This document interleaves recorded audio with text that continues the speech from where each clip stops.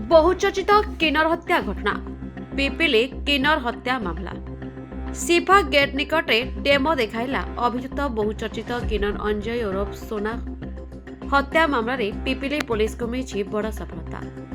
आज पुलिस अभियुक्त को धरी हत्याकांडर सिंडिकेशन करिछि।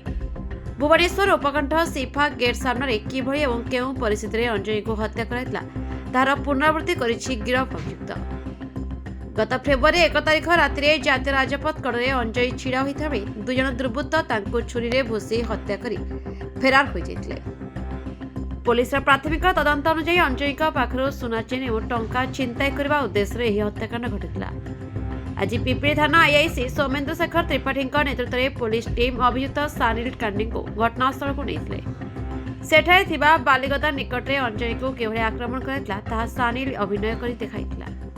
सूचना योग्य जे एही मामलार मुख्य अभियुक्त कृष्णा कांडी गत बुधवार पुलिस एनकाउंटर में आहत होई वर्तमान कटक बड़ डाक्तरखाना चिकित्सित होउछन्ति। हत्याकांड में व्यवहृत मारणास्त्र एवं बाइक को पुलिस पूर्व जबत कर सारी। आज सिंडिकेशन पर पुलिस निजर चार्जसीट दाखल प्रक्रिया को आहरी मजबूत करे जनापड़ी। अभियुक्त कृष्णा कांडी जड़े पेशादार अपराधी और थाना पूर्व अनेक छिनताई मामला रही।